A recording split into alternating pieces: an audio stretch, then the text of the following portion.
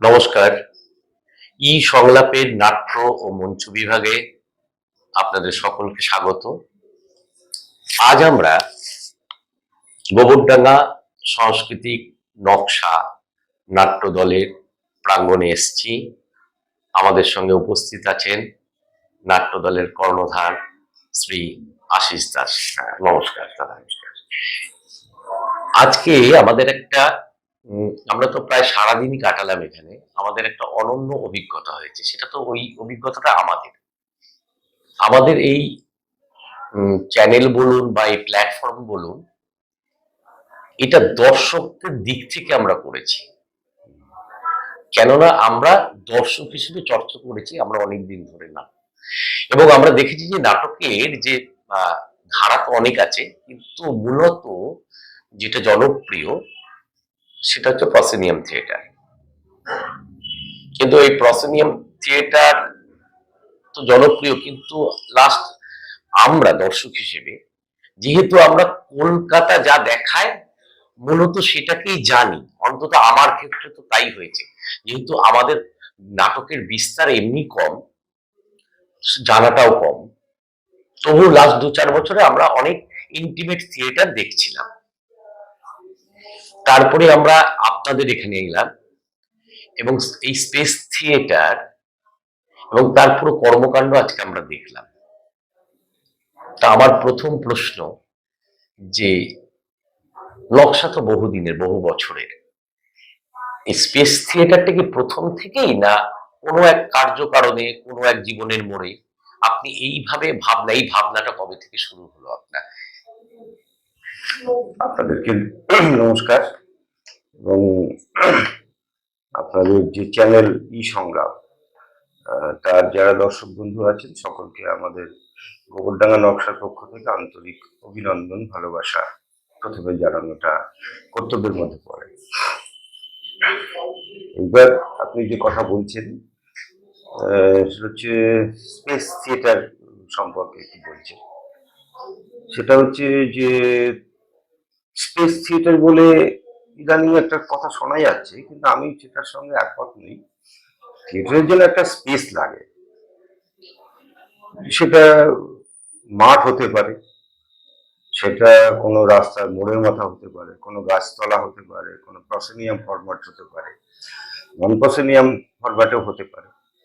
এবং সারা বিশ্বে ব্রডওয়ের পরে যে অফব্রডওয়েতে, ব্রডওয়ে ভাঙতে ভাঙতে ভাঙতে ভাঙতে যে নানা অফব্রডওয়ে যে এখন একটা সাংঘাতিক ভাবে থিয়েটারের এই সময়কার যাত্রায় যে একটা গুরুত্বপূর্ণ ভূমিকা নিয়েছে, সেটা কিন্তু পৃথিবীব্যাপী স্বীকৃত।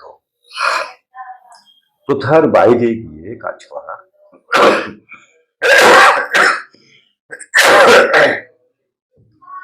এইবার ঠিক আছে, থ্যাংক ইউ। এবার যেটা বিষয় সেটা হচ্ছে যে থিয়েটার করার জন্য একটা স্পেস লাগবে। একটা ভাঙা মন্দির হতে পারে, কোনো বাড়ি হতে পারে, কোনো বাড়ির ড্রয়িং রুম হতে পারে। তাহলে থিয়েটার করার জন্য প্রাথমিক শর্ত হচ্ছে একটা স্পেস লাগবে। এইবার যে জায়গাগুলোকে এখন কনভেনশনালি স্পেস বলা হচ্ছে, স্পেস থিয়েটার বলা হচ্ছে, সেটা কোভিড পরবর্তী সময়ে যে সিচুয়েশনটা হয়েছে, আমরা বেরোতে পারছিলাম না। আমাদের অনেক বন্ধু বান্ধব যে তখন তারা একটা অল্টারনেটিভ কিছু একটা করার চেষ্টা করছিল, যে থিয়েটারের সঙ্গে যে থাকাটা, সেটার একটা খোঁজ তারা করছিল। সেটা থেকেই কিন্তু এই জায়গাগুলো, অল্টারনেটিভ গুলো চলে এসছে। এটা আমি বলবো খুবই পজিটিভ জায়গা। থিয়েটার যে নানা রকম ভাবে হতে পারে, সেইটা কিন্তু কোভিড আমাদের দেখিয়ে দিয়েছে, কোভিড আমাদের শিখিয়ে দিয়েছে। যে কোনো সময় যদি আপনি কোনো চ্যালেঞ্জের মুখে না পড়েন, তাহলে সেটা খুব একটা কিছু গুরুত্বপূর্ণ কিছু হয়ে ওঠে বলে ইতিহাস সে কথা কখনোই বলে না। ইতিহাস তাই বলে, আপনার সবসময় একটা চ্যালেঞ্জের মুখে পড়েছি আমরা, সভ্যতার ইতিহাসের বিবর্তনও তাই। আর যেটা কথা আপনি যেটা বললেন যে আপনার মাথায় এইভাবে ভাবনা এলো কিভাবে কিছু, অ্যাকচুয়ালি আমি যখন ছোট থেকেই থিয়েটার করেছি বা যখন দল করেছি, তখন আমার 15-16 বছর বয়স। তখন থেকে মনে হয়েছে যে থিয়েটার করতে গেলে একটা নিজস্ব জায়গা দরকার, যেখানে কোনো মাতব্বরের চোখ রাঙানি থাকবে না, কোনো রাজনৈতিক দাদার পারমিশন নিতে হবে না, স্বাধীনভাবে নিজের মতো করে কাজ করতে পারবো। প্রথম শর্ত হচ্ছে শিল্পের স্বাধীনতা, শিল্পীর স্বাধীনতা। সেইটার সার্চিং আমার ছিল, এবং প্রথমে তো কোনো রকমই সামর্থ্য ছিল না, কিন্তু টার্গেটটা ছিল আমার। টার্গেটটা থাকার পরে প্রায় প্রসেনিয়ামে আমি 35 বছর কাজ করেছি। তারপরে আমার মনে হলো যে আমি কোথাও বোর হচ্ছি। প্রসেনিয়ামে একইভাবে দর্শক অভিনেতারা ঢোকে, ডান দিক দিয়ে বা বাদিক দিয়ে ঢুকছে, কখনো নিচে থেকে মাটির তলা থেকে বেরোয় না, কখনো উপর থেকে নামে না। ওই একটা প্রসেনিয়াম ফরম্যাটে যদি একটা 7 ফুট ওপেনিং হয়, হাইটটা যদি 60 ফুট 20 ফুট হয়, তাহলে দেখা যায় যে একজন, আমি যদি রস্তাম দিয়ে ব্লক দিয়ে খানিকটা উঁচু করেও নিই, 6 ফুট হাইট করে নিই, তার উপরে একজন 6 ফুট অভিনেতা, সব মিলিয়ে 12 ফুট, তার উপরে 8 ফুট, ওই জায়গাটা কোনোদিনই ব্যবহার হয় না। অভিনেতা ওখানে অধরা থাকে। কিন্তু আমাদের স্বপ্ন কল্পনা সবটাই কিন্তু থিয়েটারকে প্রভাবিত করে। তাহলে আমাদের কল্পনায় তো আমি দেখি আকাশে উড়ে যাচ্ছি, তাহলে স্টেজে কেন সেটা হবে না? এই গেল এক। আর দ্বিতীয়ত হচ্ছে, আমার যেটা মনে হয়েছিল, থিয়েটার আমি যখন থেকে করি তখনই মনে হয়েছিল থিয়েটার একটা নাটক নির্মাণ করলাম, এবং সেই নির্মিত নাটকটি নিজেরা অভিনয় করলাম, কোনো হলে গিয়ে করলাম বা কোথাও কলস করলাম, এখানে সীমাবদ্ধ বলে এত ছোট ভাবে থিয়েটার শব্দটাকে আবদ্ধ করার ক্ষেত্রে আমার বরাবরই আপত্তি ছিল। থিয়েটার একটা বড় ব্যাপার, এটা অত্যন্ত সামাজিক ক্রিয়া, এবং সেখানে সোসাইটির যে বিভিন্ন সেক্টরের মানুষ আছে তাদেরকে যেমন থিয়েটারের মধ্যে আনার একটা যে প্রয়াস থাকা জরুরি। যে কত ধরনের বাচ্চারা আছে, স্কুলের বাচ্চারা আছে, স্লাম চিলড্রেনরা আছে, অন্ধ বাচ্চারা আছে, বিভিন্ন রকম ভাবে বস্তির বাচ্চারা আছে, সেই স্তরে কোথাও থিয়েটারটাকে নিয়ে যাওয়াটা খুব জরুরি বলে আমার মনে হচ্ছিল। তার জন্য নিজের একটা ইনফ্রাস্ট্রাকচার না হলে এই কাজগুলো করা সম্ভব না। আর সত্যি কথা বলতে কি, সেটা যেমন একটা ভাবনা ছিল। আর দ্বিতীয়ত হচ্ছে যে আমি প্রসেনিয়ামে ক্লান্ত ছিলাম। আমাদের এখানে কিন্তু আমরা যেভাবে করেছি, অনেকে এটাকে কনভেনশনালি বলে ব্ল্যাক বক্স, কিন্তু আমাদের এটা, আমরা ব্ল্যাক বক্স বলি না। ব্ল্যাক বক্সের প্রথম শর্ত হচ্ছে তার দৈর্ঘ্য এবং প্রস্থ একই হয়। 40 ফুট হলে 40 ফুট, 40 ফুট, 40 ফুট সব দিকে। আমরা সেরকম করিনি এটা। আমরা যে জায়গা পেয়েছিলাম সেইটার মধ্যে দিয়ে আমরা করেছি। এখানে প্রসেনিয়ামও করা যায়, এখানে এরিনা ফরম্যাটেও করা যায়। এখানে যে প্রযোজনাগুলো মূলত আমাদের যে নাটকগুলো এই স্পেসকে কেন্দ্র করেই তৈরি হয়েছে, সেগুলো বাইরে করা যায় না অনেক নাটকে। কারণ সত্যি সত্যি পশ্চিমবঙ্গে এই ধরনের এক্সপেরিমেন্টাল স্পেস নেই। নাট্য একাডেমির যে এখন তৃপ্তি মিত্র নাট্যগৃহ হয়েছে, ওটা একসময় সভাঘর ছিল। তো সেটাও কোথাও এখন ওটা চেঞ্জ করে ওখানে একটা পারফরমেন্সের ব্যবস্থা করেছে। তো মূল ভাবনা এটাই ছিল যে নিজেদের মতো করে 24 ঘন্টা এখানে থেকে ছেলে মেয়েরা থেকে কাজ করবে, তার ট্রেনিং হবে, পারফরমেন্স হবে, নিয়মিত এখানে শো হবে, এবং সেইভাবেই আমরা এখানে কাজটা চালাচ্ছি। আপনার প্রশ্নের উত্তর দিতে পারলাম? হ্যাঁ, নিশ্চয়। এবার যেটা জিজ্ঞেস করা সেটা হচ্ছে, আপনি যেটা বলছেন ওটা একটু ডিটেলে শুনবো। যে আপনি যেটা বললেন যে একটা নাট্য দলের শুধু এই কাজ নয়, নাট্য প্রযোজনা, ওটাকে তৈরি করা এবং সেটা দর্শকের সামনে নিয়ে আসা। আপনার মতে শুধু এইটুকু কাজ নয় না। এবার আমরা এসেও সেটা দেখলাম আপনার এখানে, যে আপনারা বিভিন্ন স্কলারশিপ এবং রেসিডেন্সিয়াল ব্যবস্থা করেছেন ছাত্রদের জন্য। এই ব্যাপারটা যদি একটু ডিটেল বলেন, মানে একটা দল শুধু প্রযোজনার বাইরে গিয়ে প্রায় একটা ইনস্টিটিউটের কাজ করছে, এবং এটা তো প্রায় ব্যক্তিগত পরিসরেই আপনারাই করছেন। এটার সঙ্গে তো আমার যতদূর মনে হয় যে রাজ্য সরকার বা কেন্দ্রীয় সরকার এরা কি কোনো টাই আপ নেই, এটা শুধু নকশাই করছে। আপনার এই স্কলারশিপটা নকশাই। এটা যদি একটু ডিটেল বলেন, মানে এটা বেশ অবাক কাণ্ড। মানে আমাদের এখানে সেটা কিন্তু আমাদের 86 সাল থেকে চলে, কিন্তু তখন আমাদের ইনফ্রাস্ট্রাকচার ছিল না, যে ছেলে মেয়েদের রেখে কাজ করাবো, সেই ইনফ্রাস্ট্রাকচার ছিল না, যে কারণে সেই সময় আমরা কোনো রেসিডেন্সিয়াল কিছু করতে পারিনি। আমাদের ওই ওই 86 সাল থেকেই কিন্তু আমাদের এখানে থিয়েটারের ট্রেনিংটা চলে। সেটা প্রতি শনিবার রোববার হয়। সেটা সারাদিন প্রায় পর পর পর পর ব্যাচে চলে এই কাজ। আচ্ছা। সেটা কিন্তু ফিস দিয়েই করতে হয়। এছাড়া কিছু শর্ট টার্ম কোর্স আমাদের আছে, যে কোনো 7 দিনের ওয়ার্কশপ হলো বা কোনো 5 দিনের কোনো বিশেষ বিশেষ বিষয়ের উপরে কাজ হলো, সেটা হয়। এছাড়া আমাদের একটা 1 ইয়ার রেসিডেন্সিয়াল কোর্স আছে, যেটাতে আমরা স্কলারশিপ দিই। যেটা সর্বভারতীয় ছাত্রছাত্রীদের নেওয়া হয়, বিভিন্ন ভাষাভাষীর ছাত্রছাত্রীদের নেওয়া হয়। তারা এখানে থাকে, 1 বছরের একটা কোর্স করে। সেখানে থিয়েটার তো অনেক বড় ব্যাপার।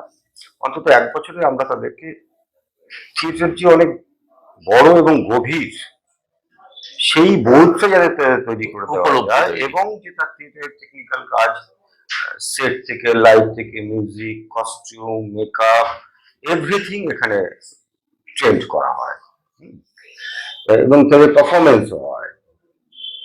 সেই এই যে ছোট ছোট বড় আজকে হবে, সেটা কিন্তু ওই রেসিডেন্সিয়াল কোর্সের প্রোডাকশন ছিল।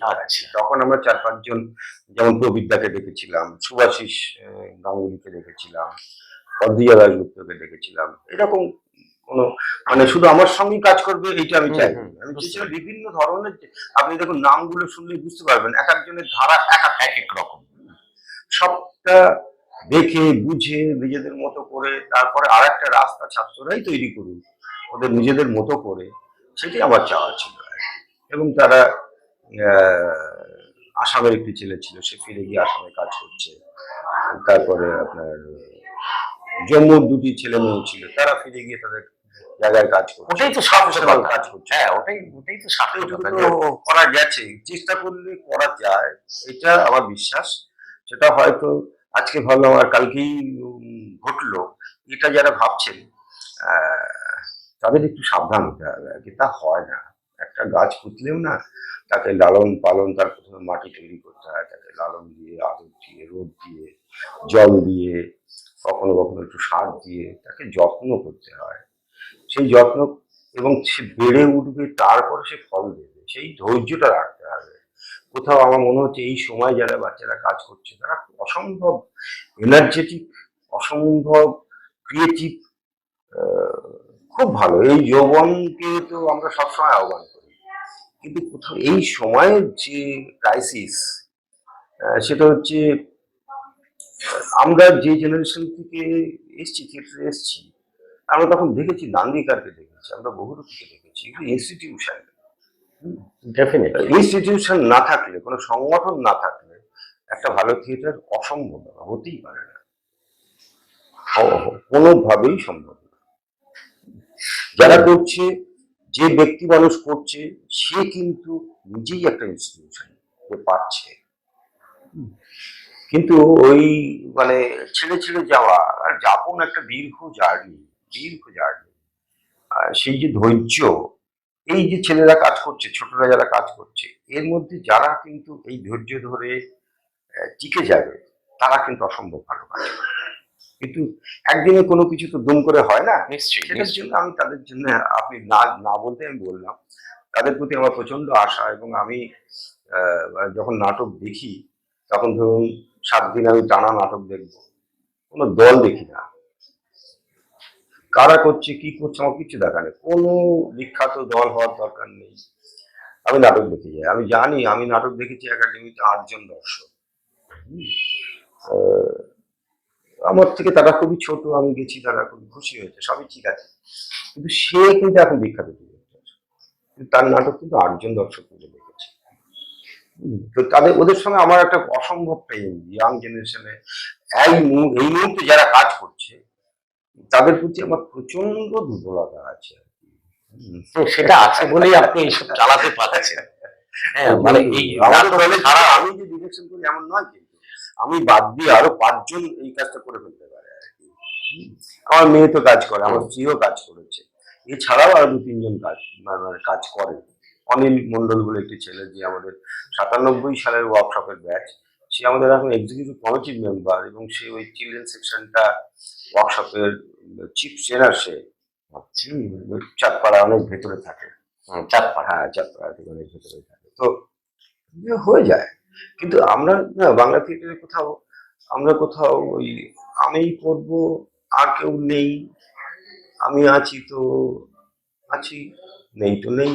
এবং প্রচুর দেখছি আমরা ইনস্টিটিউশন গুলো ভেঙে যাচ্ছে, সেগুলো খুবই দুঃখের কষ্টের। বহুরূপী মতো একটা সংগঠন যদি এরকম হয়, সেটা তো আমাদের কি বলবো, তরুণ কিশোর বয়সের আহ, ভালো লাগা, প্রেম, সেটা কোথাও যখন একটু গন্ডগোল হয়ে যায়, তখন আমাদের খুব কষ্ট হয়।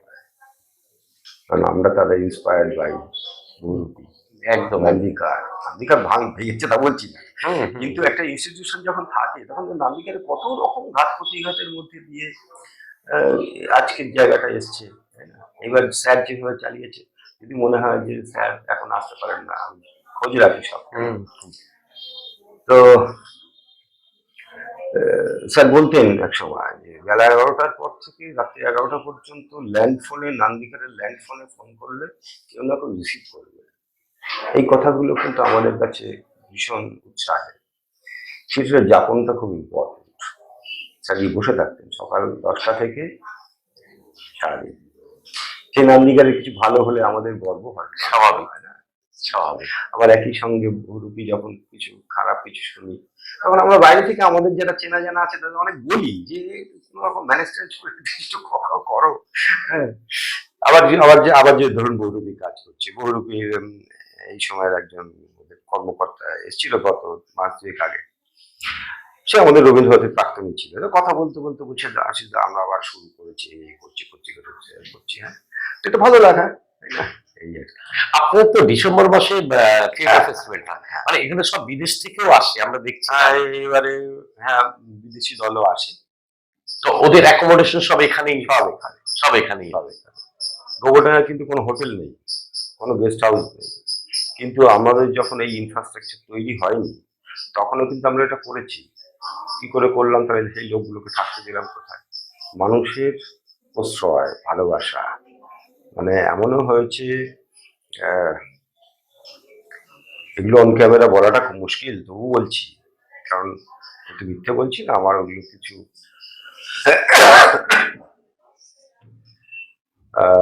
মিউনিসিপ্যালিটির যে গেস্ট হাউস নেই, বিয়ে বাড়ি আছে একটা, তার 2টো ঘর আছে। সেটা অনেক আগে থেকে আমাদের বুক করা ছিল, অগাস্ট মাসে সেটা বুক করা ছিল, ডিসেম্বর মাসের জন্য।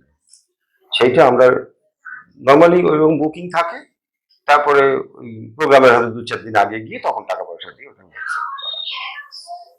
সেটা যখন করতে যাই তখন বলছি না, তো তোমাদের তো বুকিং নেই।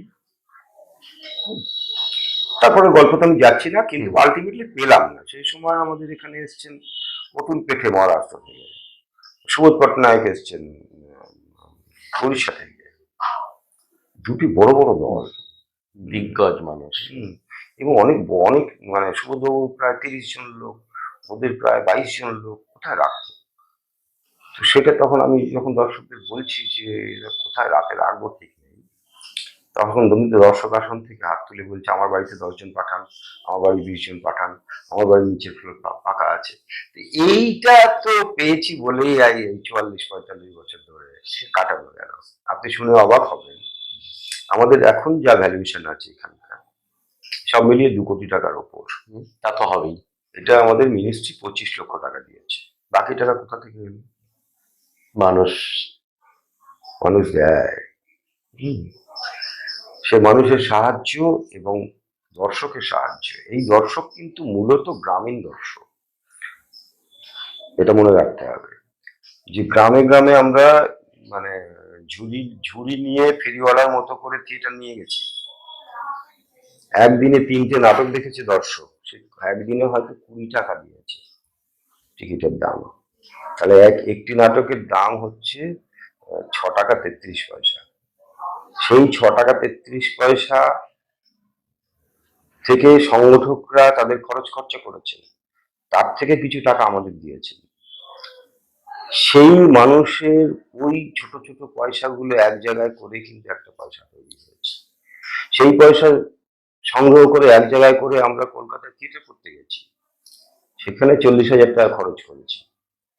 সেইটা যে করেছি, বাবুদের থিয়েটার দেখিয়েছি, বড় মানুষদের থিয়েটার দেখিয়েছি, সেই গরিব সাধারণ খেটে খাওয়া মানুষের রোজগারের পয়সা, ওখানে গিয়ে ঢলটা দিয়ে এসছি ওই পয়সাটা। তখন আমার 37 বছর বয়স। তখন একটা মনে হয়, নিজের একটা কাজ করতে করতে তো মনে হয় যে আদৌ কি করছি, সেটাকে আদৌ কিছু হচ্ছে কি হচ্ছে না। আর এটা তো মিথ্যে বলে লাভ নেই, যে কোনো সভ্যতার সার্চ লাইট তার শহর কেন্দ্রিক। শহর স্বীকৃতি দিলে আপনি কিছু করলেন, আপনার কিছু হলো, নাহলে কিছু করলেন না। তা আমি যখন শহরে গেছি তখন আমার 37 বছর বয়স, 2000 সালে। তখন আমরা ককেশিয়ান চক সার্কেল করছি রুদ্রবাবুর অনুবাদটায়। তো সেখানে 3টে পরপর শো করেছিলাম। তখন মনে আছে আমাদের প্রায় 70,000 টাকা ওটা আমাদের ডেফিসিট হয়ে গেছে। সেটা গেছিলাম কেন, যে আমি আমার থিয়েটার যারা দেখছে, গ্রামের মানুষ দেখছে, আমার মা বাবা আত্মীয় স্বজন বন্ধু বান্ধব এরা যে দেখছে আর বলছে বাবা সুন্দর হয়েছে। তো এটা সত্যি বলছে না মিথ্যে বলছে বা কি হচ্ছে, সেটাকে নিজেকে জাজ করার জন্য সবসময় নিজের দিকে প্রশ্নটা ফিরিয়ে দেওয়া দরকার আমার মনে হয় আর্টিস্টের।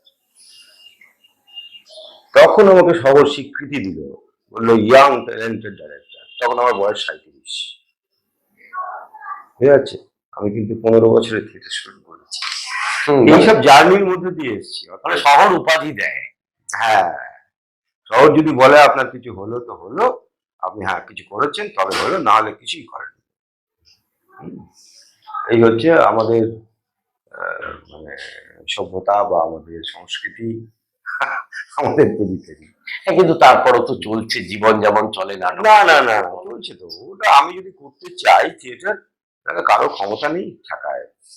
আপনি যদি চান যে আপনি থিয়েটার করবেন, তাহলে কারো ক্ষমতা নেই আপনাকে থিয়েটার থেকে সরায়। আচ্ছা, আপনার তো এত বছরের একটা জার্নি, দর্শক সম্পর্কে মানে দর্শকের যদি মূল্যায়ন করতে বলি, শুধু আমি কিন্তু গোবরডাঙ্গার দর্শকের কথা বুঝতে পেরেছি। হ্যাঁ, আমি শহর বাদ দিয়ে জেলার টোটাল যে নাট্যদল তার নাট্য দর্শক আমরা সেটা যদি মূল্যায়ন করতে বলি, সেটা নিয়ে যদি কিছু বলেন। না দর্শক, শুনুন একটা কথা বলি, সেটা হচ্ছে যে না, দর্শক তো হয় না জেলার নাটকে, খুব দুঃখের পরিতাপের বিষয়। না শহরের নাটকে কি দর্শক হয়? না, সেটা আপনি বলুন 10টা নাটকে হয়, বা হ্যাঁ তার আরো কম, হ্যাঁ আরো কম নাটকে দর্শক হয়। তা আর যে অধিকাংশরা করে তাদের দর্শক হয় না। আমি বোঝাতে পারছি? বুঝতে পারছি। ভালো নাটকের দর্শক খুব একটা অসুবিধা আছে বলে আমার মনে হয় না। কিন্তু ভালো নাটক, যে ধরুন একটা গরিব দল, একটা মানে অর্থনৈতিক ভাবে বিপর্যস্ত দল একটি নাটক তৈরি করেছে, সেই নাটকটা যখন সে শো করছে, তারপরে তো মানুষ দেখছে, দেখার পরে ওই যে মানুষের মুখে যে কথাগুলো যায়, সেটা খুব গুরুত্বপূর্ণ। আবার তারপরে আবার কিছুদিন বাদে আবার সেইটা শোটা হওয়াটা জরুরি। তারপরে আরো কিছু দর্শক দেখলেন, সেই দর্শক আরো মানুষকে বললেন। এই যে এই প্রসেসটা না জেরা হেরে যায়। তার কারণ হচ্ছে একটা নাটক নামাতে একটা খরচ আছে, তারপরে সেটা পর রিপিট করে 10টা অন্তত শো চালাতে হবে, তবেই লোক জানবে, তবে মানুষ আগ্রহী হবে। আর এখন মানুষের হাতে সময় কম, তার এন্টারটেনমেন্টের বহু রকম উপাদান চলে এসছে। তো স্বভাবতই সেই আমরা যারা থিয়েটার করি, আমাদের আরো বেশি যত্নশীল এবং আরো বেশি দায়িত্বশীল হওয়া দরকার। যে আমি একটা মানুষকে দর্শক হিসেবে ডাকছি, তাহলে সে নাটকটা দেখবে 2 ঘন্টা, আর সে আসবে যাবে, যে তার সময়টা সবটা মিলিয়ে যে সময়টা সে ব্যয় করছে এবং যে অর্থটা ব্যয় করছে, আমি কি সেটা প্রোডাকশনের পরে তাকে সেটা ফিরিয়ে দিতে পারছি? সেইটা অনেক বেশি দায়িত্বশীল হওয়া দরকার। আমার ইচ্ছা আমি থিয়েটার করছি, আরে তুমি থিয়েটার না করলে কি হতো? সবাইকে করতেই হবে এমন তো কোনো কথা নেই। করছি যখন, তখন সেটা কোথাও সিগনিফিকেন্ট হওয়াটা জরুরি বলে মনে হয় আমার। সেই দায়িত্বটা আমরা যথাযথভাবে পালন করছি বলে আমার এটা মোটেই মনে হয় না। সেটা দর্শক কমের মূল কারণ এইটাই। আমি কোথাও বিখ্যাত হওয়ার দৌড়ে বা আমি আর কিছু পারি না, থিয়েটারটা পারি, কারণ থিয়েটার করতে গেলে কিছু শিখতে হয় না, কিছুই জানতে হয় না, কিছুই পড়তে হয় না। তো এইটাই হচ্ছে গন্ডগোল। অধিকাংশই হচ্ছে না পড়া, না চর্চা করা, না রেয়াজ করা, না যাপন করা। আচ্ছা ও থিয়েটার করলে লোক একটুখানি সম্ভ্রমের চোখে দেখে, কোথাও সামাজিক সম্মানটা একটু বাড়ে, আমি ঢুকে গেলাম, সমস্যা আর এখান থেকে বাধা দেন, সমস্যাটা এই জায়গায় রয়েছে। বলে আমার আমার মনে হয় আর কি। কারণ জেলার সব নতুন ছেলে মেয়েদের, মানে এখন তো ধরো প্রত্যেকে কেরিয়ার নিয়ে চিন্তা করে, সেখানে নাটকের মতো নাটককে কেরিয়ার করা, সেটা সম্পর্কে আপনি যেহেতু অনেক বাচ্চাদের নিয়ে দীর্ঘদিন কাজ করছেন, এদের মানসিকতা কেমন মনে হয় যে এরা কি শুনুন আমি বলি, আমাদের এখানে যে ব্যাচ গুলো হয়, এক একটা ব্যাচ আমরা 20 জন করে নিই। যতজনকে নেই তার বেশি জনকে ফিরিয়ে দিতে হয়, এবং সেটা কিন্তু তারা পয়সা দিয়ে সেটা করে। সেটা আপনি কিভাবে একটা বিষয়কে আহ, মানুষের সামনে আনবেন সেটা খুব গুরুত্বপূর্ণ। এই যে আমরা স্কুলে কাজ করি, একটা সময় যখন স্কুলে কাজ করতে গেছি তখন স্কুল বলেছে না না, ও করলে পড়াশোনার ক্ষতি হবে, হবে সে হবে, অমুক হবে তমুক হবে। ওই দেখুন, অনেক স্কুলে এখন এই মানে বিশেষ করে এই ইংরেজি মাধ্যম বিদ্যালয়গুলোতে এটা কম্পালসারি হয়ে গেছে। এইবার গভর্নমেন্টও চেষ্টা করছে, অনেকেই ব্যক্তিগতভাবে চেষ্টা করছে, এটা হচ্ছে কি হচ্ছে না বা কি প্রসেসে আছে। তার জন্য তো বসে থেকে লাভ নেই, আমার তো একটা নিজস্ব ডিউটি আছে, আমার তো একটু সামান্য হলেও একটা ক্ষমতা আছে, আমি আমার মতো করে আমি চেষ্টা করবো না।